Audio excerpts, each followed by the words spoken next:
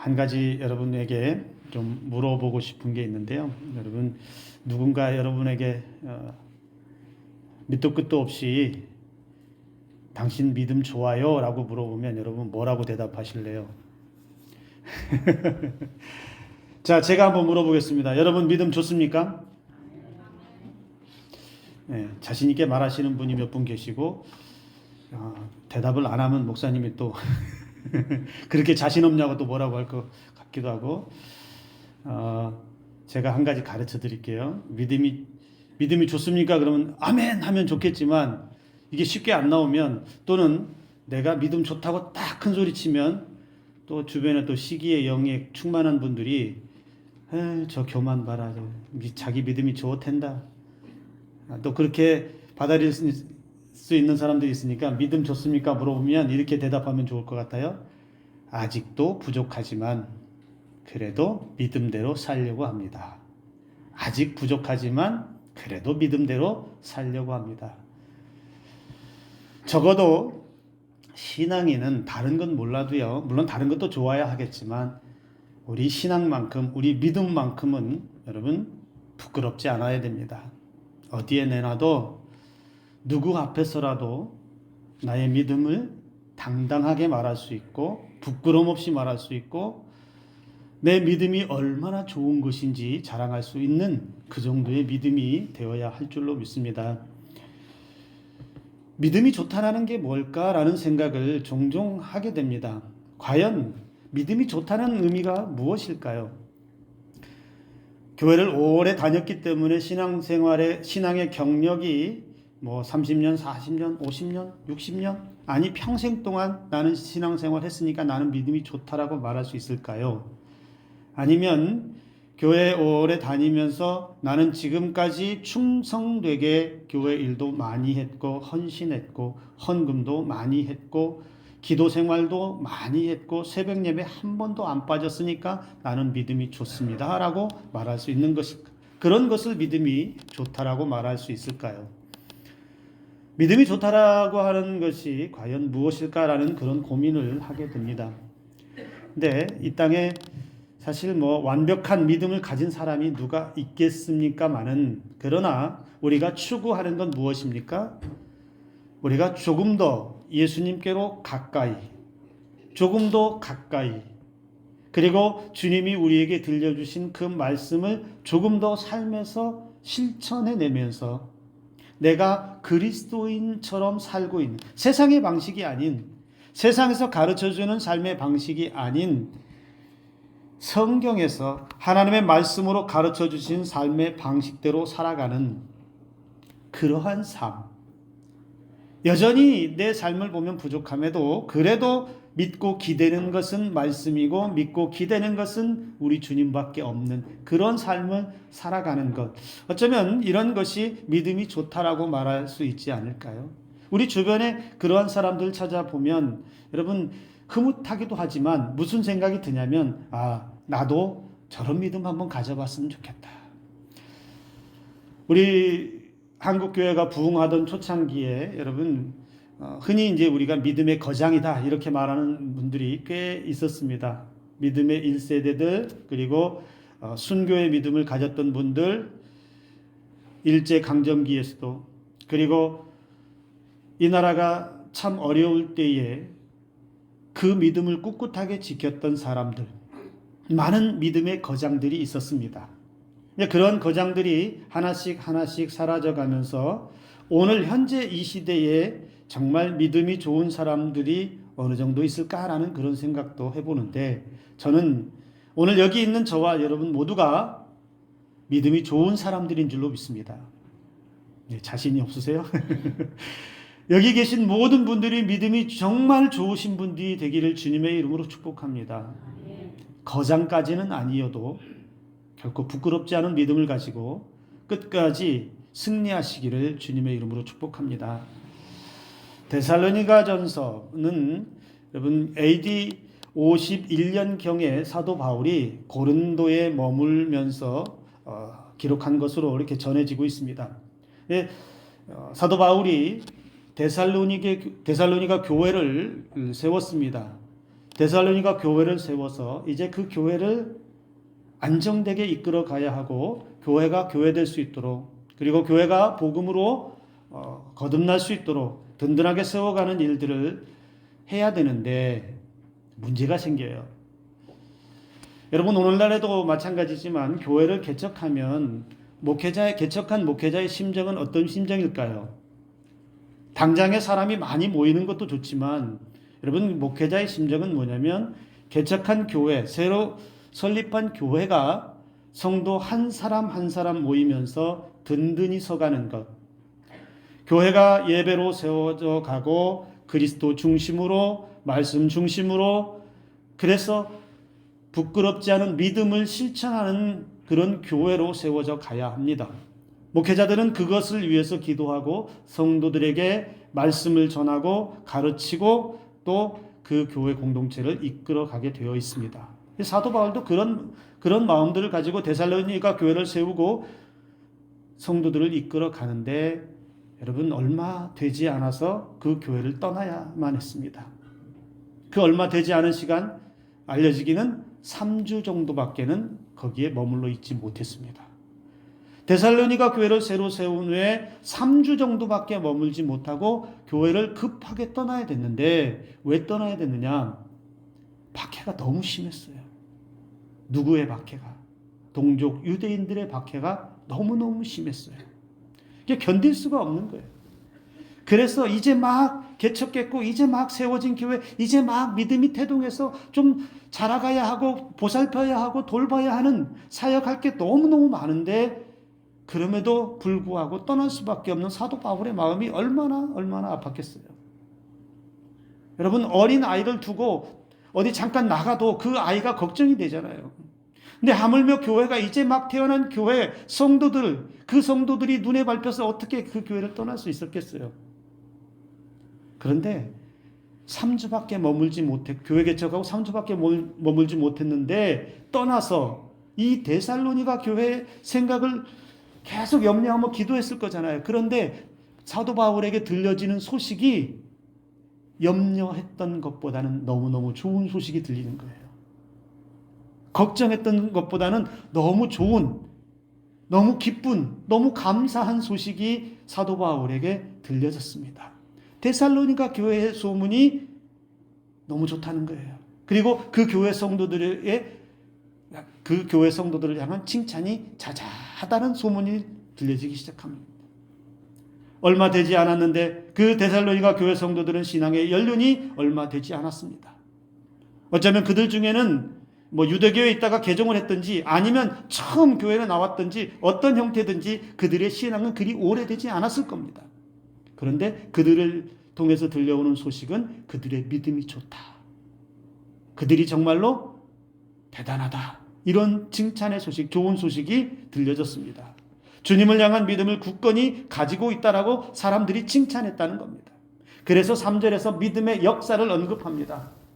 신앙의 연륜이 짧은데, 우리가 말하는 신앙 경험이 별로 없는데, 얼마 되지 않았는데 그들의 믿음의 역사를 칭찬하는 것이 놀라울 뿐이라는 겁니다. 사도 바울이 전한 그 복음, 예수 그리스도의 복음을 받아들였고 그 복음에 대한 확신이 그들에게 충만하게 있었다는 이야기입니다. 그래서 데살로니가 교회 성도들은 주의 말씀을 듣는 것만 해서 그치는 것이 아니고 듣고 믿을 뿐만 아니라 그 믿음에 반응해서 움직이기 시작하고, 그리고 그들 주변에 있었던, 전에 예수님을 알지 못했을 때에 주변에 있었던 우상들을 버리고 하나님만을 섬기는 자리로 나왔다라는 것이죠. 구체적인 확실한 믿음의 행위를 통해서 자신들의 믿음을 분명하게 드러냈습니다. 근데 여러분, 놀라운 것은 그들이 나 믿음 좋습니다 이렇게 떠들고 다닌 게 아니라는 겁니다. 나 이 교회에, 데살로니가 교회에 열심히 다니고 있습니다. 한 번도 안 빠지고 있습니다. 하루도 안 빠지고 있습니다. 새벽에 매일매일 가서 기도합니다. 이것을 떠들고 다녀서 그들이 믿음 좋구나, 신앙생활 잘하는구나, 이렇게 알려진 것이 아니라는 겁니다. 어떻게 알려졌을까요? 그저 자기에게 주어진 믿음에 충실했다는 거예요. 사도 바울을 통해서 배운 예수 그리스도, 거기에서 조금 더 벗어나지 않고 말씀에서 벗어나지 않고 거기에 집중하고 예수님에 집중하고 예배에 집중하고 기도에 집중하고 그리고 가르침 받은 대로 실천하는 삶을 자연스럽게 살다 보니 사람들이 뭐라고 얘기하느냐? 저 데살로니가 교회에 다니는 성도 믿음이 참 좋네. 열심히 신앙생활하네. 그리고 살면서 말씀대로 그렇게 살아가네. 이런 칭찬이 들려지기 시작했다는 거예요. 즉 그들의 신앙의 행위, 누구에게 보이려고 하지 않았는데 본질에 충실하고 말씀에 충실하고 예수 그리스도에 그냥 충실한 대로 그저 그렇게 신앙생활하고 살아갔는데 그 삶의 모습이 자연스럽게 세상에 드러났다라는 것이죠. 여러분 사자성어 가운데 이런 말이 있습니다. 낭중지추라는 말이 있어요. 여러분 아시는 분들이 계실지 모르겠지만 낭중지추라는 말은 주머니 속에 송곳이라는 뜻입니다. 여러분 주머니 속에 뾰족한 송곳을 집어넣으면 어떻게 될까요? 움직일 때마다 그 뾰족한 것이 옷 밖으로 삐죽 튀어나오지 않겠어요? 재능이 뛰어난 사람은 숨어 있어도 아무리 숨어 있어도 저절로 남의 눈에 띄게 되어 있다라는 그런 의미를 가지고 있습니다. 저는 이 낭중지추라는 말을 이 데살로니가 교회와 성도들에게 붙이고 싶어요. 그들은 그저 신앙의 믿음을 자기 자리에서 지켰어요. 그리고 그 말씀대로 은혜대로 그들은 그냥 살았어요. 누구에게 보이려고 그렇게 나서지도 않았어요. 그런데 그들의 믿음이 그냥 드러난 거예요. 마치 주머니 속에 있는 송곳이 밖으로 삐져나온 것처럼 뾰족해서 자연스럽게 삐져나온 것처럼 그들의 신앙이 그들의 믿음이 자연스럽게 세상 사람들에게 드러났다는 거예요. 그것이 칭찬거리가 되었고 그것이 각 처에 각 지역에 퍼져서 야 데살로니가 교회 사람들 정말 믿음 좋아. 데살로니가 교회 성도들 정말 대단해. 이런 소문이 누구에게요? 3주밖에 머물러 있지 않았던 사도 바울의 귀에 들렸다는 거예요. 이 말은 여러분 그들의 믿음은 살아있는 믿음이라는 것이고요. 그리고 그들의 믿음은요. 데살로니가 교회 성도들의 믿음은 그 교회 안에서만 자기들 안에서만 머물러 있지 않는 즉 우물한 개구리의 믿음이 아니라 마음껏 활동하고 마음껏 살아 움직이는 활력 있는 생명력 있는 믿음을 간직하고 있었다라는 거예요. 이렇게 생명력 있는 믿음을 가지고 있으니 누가 뭐라고 하지 않아도 자신이 세상에 가서 내 믿음에 대해서 내 신앙생활에 대해서 이러쿵저러쿵 설명하고 말하지 않고 증명하지 않아도 그냥 세상에 드러나게 되어 있었다라는 겁니다. 오늘 본문의 8절의 말씀에 이렇게 기록이 되어 있습니다. 주의 말씀이 너희에게로부터 마게도냐와 아가야에만 들릴 뿐 아니라 하나님을 향하는 너희의 믿음의 소문이 각처에 퍼졌으므로 우리는 아무 말도 할 것이 없노라. 마게도냐와 아가야뿐만 아니라 그 주변에 가까운 지역에 뿐만 아니라 각처에 퍼졌다는 겁니다. 어떻게 이런 일이 일어날 수 있습니까? 그들이 오랜 시간 동안에 신앙생활을 한 게 아니었는데 신앙의 연륜이 쌓인 사람들도 아니고 그리고 이들이 믿음이 좋았다라는 것 그리고 이들이 각처에 좋은 소문이 났다라고 하는 것 여러분 그들의 믿음이 성경적인 지식이 많아서였을까요? 그것도 아니었다는 거죠.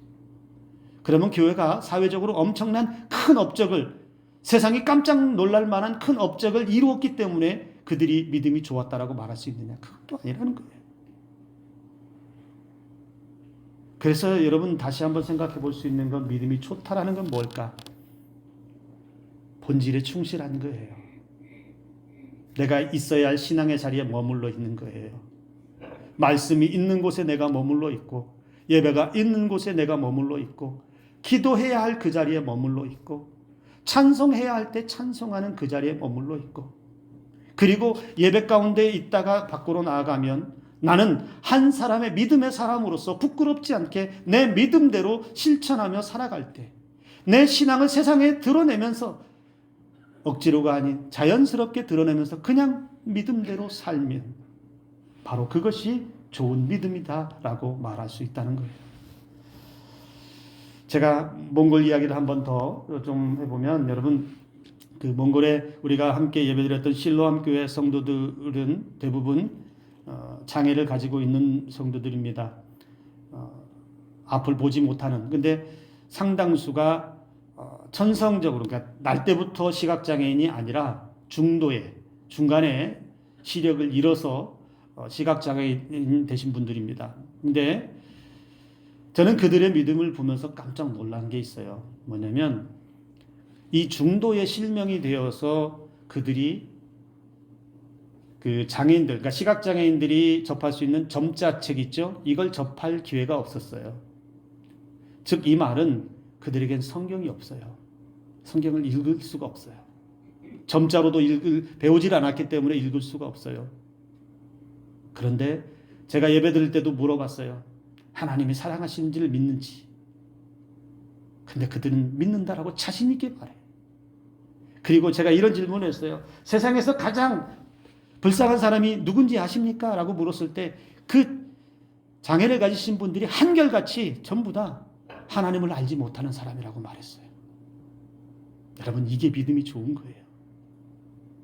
이런 믿음이 좋은 거라는 거예요. 그들 손에 성경이 없어요. 읽을 수가 없어요. 들려주는 것으로 듣는 거예요. 그게 전부예요. 그런데 그들은 그들의 믿음에서는 예배가 감격이고 그들의 삶에서 주시는 은혜가 감격이에요. 아코디언을 불어서 연주해서 그것으로 조금씩 사람들로부터 받은 돈을 차곡차곡 모아서 그걸 하나님께 드리는 신앙. 믿음이 좋다라고 하는 것이 바로 이런 거 아니겠습니까? 여기 이 믿음에서는, 그런 믿음에서는 데살로니가 교회 성도들이나 몽골 교회 실로암 교회 성도들이나 믿음에는 여러분 다른 것이 없어요. 어떤 불순물이 없어요. 인간의 어떤 행위가 없어요. 인간의 어떤 공로도 없어요. 오직 뭐만 남았습니까? 그들에게는 예수 그리스도의 십자가만 있어요. 하나님 외에 다른 것이 없어요. 말씀 외에 다른 것이 없어요. 예배 외에 다른 것이 없어요. 순수하게 예배하며 하나님 말씀대로 주시는 은혜대로 매일매일 주시는 그 삶에 만족하며 살아가더라는 것이죠. 믿음이 좋다라고 하는 건 바로 그런 것이라는 겁니다. 오늘날 믿음의 사람들이 왜 욕을 먹고 왜 조롱을 당하겠습니까? 순수하지 못하는 것이죠. 불순물이 너무 많아요. 인간의 공로가 거기 많이 끼어 있고요. 사람의 공적을 나타내기 위해서 믿음을 끌어다 쓰고 자신의 성공을 위해서 믿음을 끌어다 쓰는, 세상에서는 믿음의 선한 영향력을 끼치지 못하면서 자기 이득은 꼬박꼬박 챙겨가는 그런 불순물 많은 믿음은 세상의 조롱거리가 될 수밖에 없다는 거죠. 그런데 데살로니가 교회는 조금도 복음을 그리고 예수님을 더럽히지 않는 순수한 믿음을 가지고 있었습니다. 오늘 저와 여러분들이 이런 믿음을 가질 수 있기를 주님의 이름으로 축복합니다. 또 데살로니가 교회 성도들은 여러분 말로만 자기 삶에만 충실한 믿음을 가지고 있지 않고요.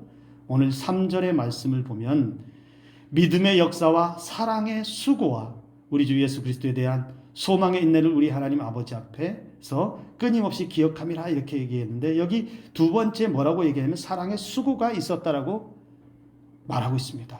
여러분, 수고한다라고 하는 게 뭐죠? 자신의 힘과 노력을 드리는 행위가 있었다는 건데 무엇을 위해서요? 사랑하기 위해서. 데살로니가 교회는 그 사랑하기 위해서, 사랑 때문에 자기 힘에 지나도록 열심히 일하는 공동체였음을 알 수 있습니다. 주님이 십자가에서 보여주신 그 사랑을 본받아서 성도들끼리 서로 사랑하고 성도들을 돌보기 위해서 내가 받은 그 사랑을 나만 꼭 간직해서 나만 이게 아니라 내가 받은 사랑이 흘러 넘쳐서 누구에게로, 교회 공동체 안에 있는 다른 사람들에게로 그 사랑이 계속 흘러가겠다는 거예요. 구원의 은혜를 받고 불순물이 없는 순수한 믿음을 가진 사람이 이기적이지 않았다는 것을 보여준 겁니다.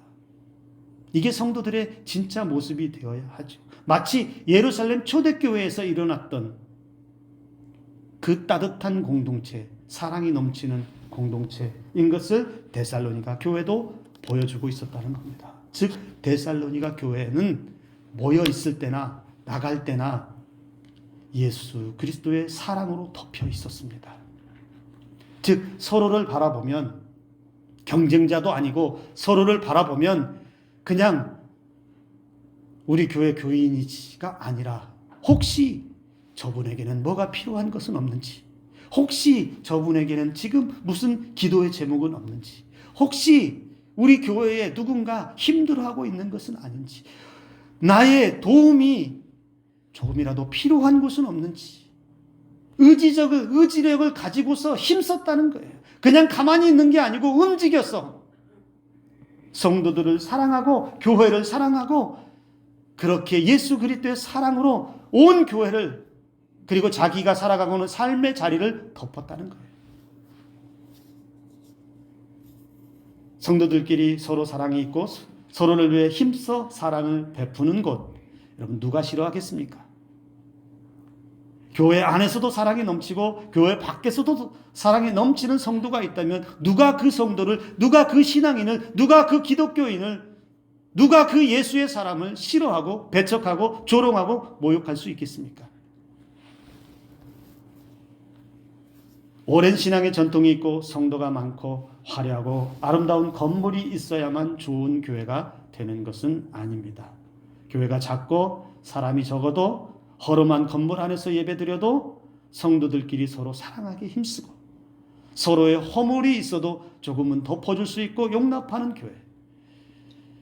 그래서 서로를 바라볼 때에 눈에서 하트가 좀 나와주는 그런 교회가 좋은 교회인 줄로 믿습니다. 즉 교회가 예수 그리스도의 사랑의 공동체, 그 공동체성이 살아 있었다는 것을 데살로니가 교회는 보여주고 있다는 것이죠. 또 데살로니가 교회가 그러면 편안하게 신앙생활을 할 수 있었을까? 그렇기 때문에 신앙이 좋았고 사랑이 넘쳤습니까? 데살로니가 교회는 아무 문제 없이 편안했기 때문에 서로 사랑하고 서로 즐거워하고 서로 화목하고 그런 은혜가 있었느냐? 아니요, 전혀 그렇지 않습니다. 사도 바울도, 교회를 개척한 사도 바울도 돌보지 못하고 3주 만에 급하게 교회를 떠날 수밖에 없는 그런 상황이었다고 보면 이 데살로니가 교회 성도들은 어떻겠습니까? 이제 막 믿음 시작해서 좀 신앙생활 뜨겁게 열심히 좀 하려고 하는데 주변에 박해하고 주변에 못 살게 구는 사람들이 한둘이 아니에요. 데살로니가 교회 성도들은 특별히 유대인들에게 엄청난 박해를 많이 받았습니다. 6절의 말씀 보세요. 너희는 많은 환난 가운데서 성령의 기쁨으로 말씀을 받아 우리와 주를 본받는 자가 되었다. 로마의 박해도 있지만 여러분 이 데살로니가 교회 성도들이 당하는 가장 큰 고통, 가장 큰 아픔, 가장 큰 어려움이 무엇이냐? 동족 유대인들로부터 받는 박해라는 거예요. 같은 민족인데 같은 동족인데 어찌 보면 같은 형제, 같은 자매라고도 말할 수 있는 사람들인데 그러한 사람들이, 그러한 동족이 더 못살게 굴었어요. 왜? 무엇 때문에? 오직 예수 그리스도만이 유일한 주요, 유일한 왕이고 구원자라고 고백했기 때문이에요. 즉 예수 믿는 나는 그 이유 하나만으로, 예수 믿고 따른다는 그 이유 하나만으로 그렇게 못살게 굴었어요. 삶을 살지 못하게 할 정도로 박해를 가했어요. 왜요? 이 유대인들은 어떤 사람들인지 아세요? 로마인들보다 더 나쁜 사람들이었어요. 로마의 권력을, 힘을 빌어와가지고 로마의 권력을 등에 업고서 자신들의 기득권은 지키고 사람들이 예수 그리스도를 따르지 못하도록 자기들 것만 지키기 위해서 권력과 결탁하고 부정한 것을 눈 감고 그렇게 동족에 대해서는 매몰차게 로마 황제보다 더 못한 극악무도한 짓을 서슴지 않고 했다는 거예요. 어쩌면 데살로니가 교회 성도들과 당시 그리스도인들은 로마보다 더 견디기 어려운 그런 신앙의 환경 가운데 믿음을 지키고 있었습니다. 그런데 그 교회 성도들이 어떤 반응을 보였느냐? 박해가 있다고, 환난이 있다고, 어려움이 있다고 포기하고 돌아선 것이 아니라 주를 본받는 자가 되었다. 주를 본받는 자가 되었다. 이렇게 말합니다. 자신의 삶에 위협이 찾아오고 있는데, 자신의 생명이 위협이 느껴지는데, 삶에 대한 두려움을 받고 있는데, 그들은 오히려 그 속에서 주를 본받는 자가 되기 위해서 힘썼다라고 성경이 오늘 가르쳐주고 있어요. 이 말이에요. 때리면 때릴수록 예수님만 바라봤다는 얘기예요. 건들면 건들수록 예수님만 쳐다봤다는 거예요. 박해하면 할수록, 못살게 굴면 굴수록 더 예수님께로 더 갔다는 거예요. 어려우면 어려울수록 예수님 의지하기 위해서 더 힘쓰고 예수님이 가르쳐준 말씀대로 살기 위해서 더 몸부림쳤다는 거예요. 그래서 데살로니가 교회 성도들은 성령으로 기뻐했고 소망으로 인내했다라고 사도 바울은 증거하고 있습니다. 저는 여기서 한 가지 깨닫는 게 있어요. 진짜 신앙인은 어떤 신앙인입니까? 진짜 신앙인은 어떤 사람일까? 하나님 앞에 핑계대지 않는 신앙인입니다. 하나님께 이러쿵 저러쿵 이것저것 핑계대면서 내가 헌신하지 못하는 이유를 대고, 내가 교회 못 간 이유를 대고, 내가 못한 이유, 안 되는 이유, 이것저것 다 끌어다가 자기 합리화하지 않는다는 거예요. 즉 데살로니가 교회 성도들은 핑계대지 않았어요. 박해가 있기 때문에, 어려움이 있기 때문에, 내 삶에 위협되기 때문에 내가 교회 갈 수 없고, 내가 신앙을 지킬 수 없고, 내가 헌신할 수 없다라고 그렇게 말하지 않았어요. 어렵지만, 힘들지만, 고통이 삶에 깊숙이 내 뼈를 찌르는 것 같지만, 그래도 나는 예수님 본받는 자로 살기 위해서 그들은 끝까지 소망의 인내를 가지고 견뎌냈다는 거예요. 오늘 저와 여러분들에게도 이런 신앙이 필요합니다. 핑계대지 않는 거예요. 내 삶의 이유 때문에 하나님께로 가까이 가지 못한다는 이런 핑계는 성립하지 않습니다. 내가 헌신하지 못하는 이유가 내 삶에 여러 가지 이유가 있기 때문에, 삶에 문제가 있기 때문에 헌신하지 못하는 게 아니라 내가 하나님께 더 가까이 가지 못하기 때문에, 내가 하나님 앞에 순수한 믿음을 지키지 못하기 때문에 우리의 믿음이 자꾸 작아지는 것이라는 것이죠. 동족 유대인들은 반대로 살았어요. 신앙의 변절자로 살았습니다. 예수 그리스도를 밀어내버리고 로마의 권력에는 결탁하고 동족 유대인 그리스도인들은 박해하면서 그렇게 자기 삶을 지키며 편하게 사는 삶을 선택했습니다. 그래서 어쩌면 자기 것을 지키면서 편하게 살았는지는 몰라요. 그러나 신앙에서는 철저하게 멀어졌습니다. 예수님에게서는 철저하게 멀어졌습니다. 동족의 아픔을 보면서 그들은 히덕거리고 웃었는지 모르지만 주님의 심판은 면할 길이 없었을 것입니다. 요즘 세상에 데살로니가 교회 성도들과 같은 신앙인이 있어야 합니다. 자연스럽게 믿음이 세상에 드러나고 서로 사랑하기에 의지적으로 노력하고 힘쓰고 삶의 어려움에도 더욱 예수를 본받기 위해서 힘쓰고 타락한 세상에 타협하거나 물들지 않고 자기 믿음을 끝까지 지키며 세상이 나를 치면 칠수록, 세상이 나를 절망의 고통으로 밀어내면 밀어낼수록 벌떡벌떡 일어나서 예수 앞으로 달려나아갈 수 있는 그런 신앙이 우리에게 필요합니다. 바로 이런 신앙이 좋은 믿음이 아닐까요? 오늘 저와 여러분들에게는 이런 은혜가 있기를 주님의 이름으로 축복합니다. 저와 여러분들이 본질에 충실하고 믿음에 충실하고 사랑하기 힘쓰고 어떠한 상황에도 결코 핑계대지 않고 예수 앞으로 나아가서 저와 여러분들이 그냥 편안하게 신앙생활하며 살아가는데 세상 사람들은 우리를 보면서 아, 산성교회 성도들의 믿음이 참 좋구나. 자기들끼리도 서로 사랑하고 화목한데 어쩌면 저렇게 얼굴에서 그냥 하트가 평평평평. 어찌 산성교회 성도들의 얼굴을 보면 예수가 보이는 것 같네. 이런 칭찬 듣기를 주님의 이름으로 축복합니다. 세상이 우리를 볼 때 예수가 보여지는, 그래서 어디에서도 부끄럽지 않은 그런 당당한 믿음의 거장들로 살아갈 수 있기를 주님의 이름으로 축복합니다. 기도합니다.